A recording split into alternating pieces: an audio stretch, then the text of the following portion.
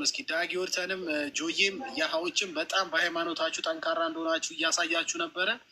እዚህ ጋር ግን ስለ ሃይማኖታችሁ ሳይሆን ጀነራል የመንፈሳዊ ጥያቄ ነው የጠየቀው። እሱ ልጠይቃችሁና የመሰላችሁን የየራሳችሁን መልስ መልሱ። እስቲ ሻምጆ ሰይጣን አለ የመልአክ ኃይል ሲሰጠው እንደሚያስተን እያወቀ ለምን ያን ሁሉ ኃይል ተሰጠው? ወይም ደግሞ ክርስቶስን ሲክደው እግዚአብሔርን ሲክድ ሰይጣን ለምንድን ነው እግዚአብሔር ያላጠፋው? የእሱ ምክንያት አይደለ የዓለም ሕዝብ በሙሉ እየጠፋ ያለው ይላል። ለምንድን ነው ሰይጣንን ያላጠፋው? ጥያቄው ልድገምልህ በራሴ በገባኝ። ሰይጣንን የፈጠረው እግዚአብሔር ነው አይደለ? ከዛ መላእክቱን መልአክ አድርጎ ነው የፈጠረው። ግን እንደሚስት ያውቅ ነበር ማለትም እንደሚፈታተን እግዚአብሔርን ያውቅ ነበር። እግዚአብሔር ማለት ነው ሲፈጥረው ሁሉን አዋቂ ነው። ከዛ በኋላ ደግሞ ልክ ሲፈታተነው አውርዶት እኛን እንዲያስተን ከሚሆን ወደ ምድር ተጥሎ ለእኛ መሳት ከሚሆን ለምን የዛን ያላጠፋውም ነው ጥያቄ። ጥሩ ጥያቄ፣ ማለት ጥያቄ ይመስለኛል። ብዙ ያነጋግራል። በጣም ጥሩ ጥያቄ ነው። ግን ምን አለ መሰለህ፣ ፈጣሪ ሲፈጥርህ ሁለት ምርጫ አለ። ገብቶሃል?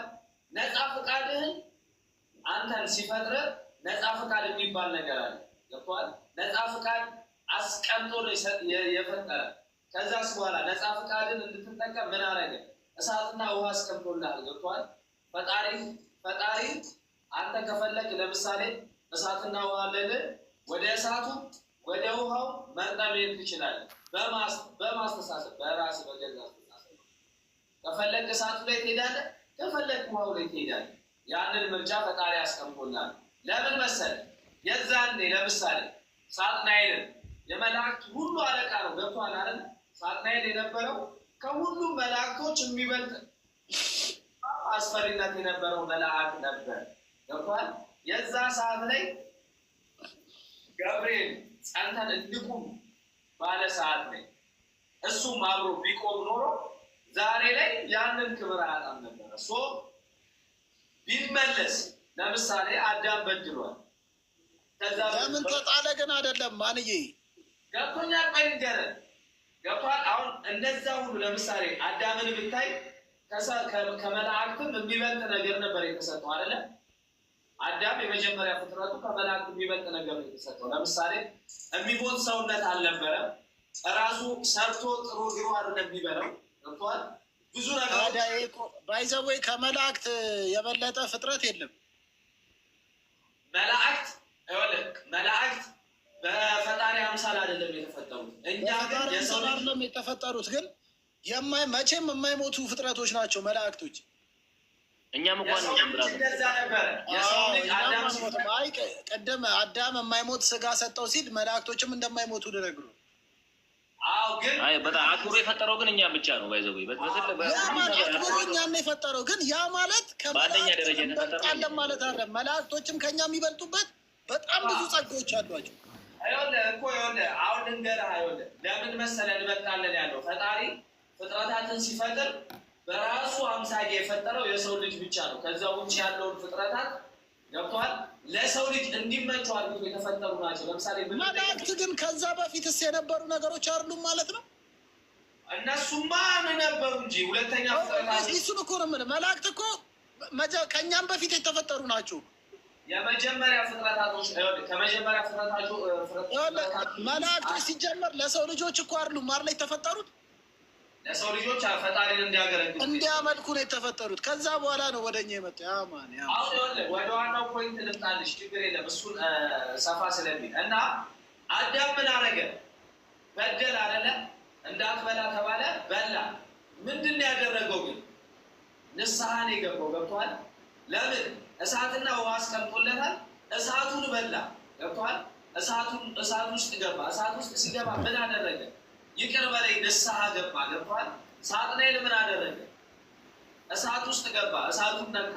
ከዛስ ይቅርታ ንስሐ ገባ። አልገባም ብሎ የራሱን ምርጫ መርጦ አሁን እስቲል አሁንም ድረስ እሳት ውስጥ ነው ያለው። ንስሐ ቢገባ ሳጥናኤል አሁንም የሚምር ፈጣሪ ነው። ገብቷል? ልክ እንደዛ ገብቷል። የማያጠፋበት ምክንያት ነፃ ፍቃድህን ነፃ ፍቃዱ መላእክት ነፃ ፍቃድ አላቸው ባይዘው። ለዛ ነው ሳጥናኤል በራሱ ፍቃድ እንደዚያ ሆኖ ስለዚህ የራሱን ፍቃድ ተጠቀመ፣ ነፃ ፍቃዱ ተጠቀመ። እስቲል አሁንም ድረስ ነፃ ፍቃዱ እንዳለ ነው ማለት ነው። ስለዚህ አልፈልግም እኔ በፈጣሪ እኩል ኃይል አለኝ። አሁን ከጥያቄ ውጭ እየሄድክ ነው። ባይዘው ጥያቄ የተጠየቀው ምን መሰለህ? ለምንድን ነው ፈጣሪ ሴጣንን ያላጠፋውም? የመጀመሪያ ጥያቄ ነው አይደል? ያማን ምክንያቱ እሱ ምክንያት ነው። ምንም አይነት ማለት ነው ምንም አይነት ነገር አልተገለጸም። ለምን እንዳላጠፋው መጽሐፍ ቅዱስ ላይ አልተጻፈም። የለም የተሰጠ የለም። እንግዲህ ምናልባት ወደፊት ይኸውልህ መጨረሻው ዘመን ላይ አንተም እንግዲህ የዛ ሰዓት ላይ ያው ትክክለኛ ህይወት ወደ ክርስቶስ ሲመጣ ወደ ክርስቶስ ሄደ። ያኛው ደግሞ መጨረሻ ላይ ይጠፋ ይሆናል ማለት ነው። ምድር ጥያቄው ምን እንደሆነ ዋናው ዓላማው ለመታወቅ ፈጣሪ ሁሉን ነገር ያውቃል። በእሱ የሚከራከር የለም። ስለዚህ አሁን እስከ መጨረሻው የዓለም ህዝብ ድረስ የሚያስተው ሴጣን ነው። ሴጣን ብዙ ሰዎችን ያስታል አይደለ? እሱ እያወቀ ለምን አላጠፋውም ነው የሚያደርገው። ለማሳሳት ይሞክራሉ እንጂ ያሳስታል አይደል? እሱ ይሞክራል። ግን እሱ ራሱ መሞከሩ መጀመሪያ ቢያጠፋው ኖሮ ደግሞ አይሞክርምም ነበር። የእሱ ሙከራ ከማን ነው የሰራው? ከመጀመሪያ የሰው ልጅ ፍጥረት ከሔዋን ላይ ሰርቶ አዳምንም አሳት እኮ። አዳም ምን አደረገ? ቅድም እኮ አየሁ ወጣ አልከኝ እንጂ ሳጥናኤል ንስሐ ቢገባ ኖሮ ማለት ነው። ንስሐ ቢገባ ኖሮ ዛሬ የሰው ልጅ የሁሉ አዳም ንስሐ ገብቷል እንዴ? አዎ አዳም ንስሐ መግባት ሳይሆን ፈጣሪ ወረደ፣ ተሰቀለ፣ ዳን፣ አለቀ። አይደለም ይህ ነው ማለት ነው። እግዚአብሔር ሰማንተ ንስሐ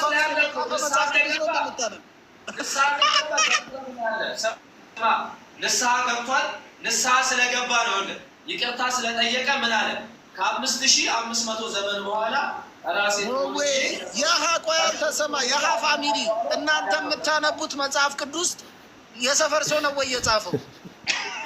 ማለት የትኛው ባይብል ላይ ነው አዳም ንስሐ እንደገባ የተጻፈው? አዳም እኮ እንደውም ማን ምን ይላል? ፈራ ይላል፣ ተደበቀ ይላል። በሔዋን ያላከኩ አይደል እንዴ? ያመጣልኝ ልጅ ሴት እሷ አሳሳተች ነው ያለው እኮ። አዎ ያጥሰው ላሳየህ። አንተ ከምን አለች ተራ ገዝተህ እዚህ ትደበራለህ? ላሳየህ ወይ አሳየን። በቃ ወሬ ቀይር።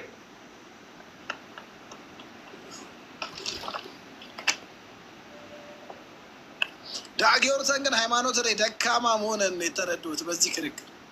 እኔ አውቃለሁ አይደለም ከተናን ማውራት እኮ አውቃለሁ ማለት አይደለም። ጥያቄ እኮ ነው። ጥያቄ እየመጣ መልስ ነው።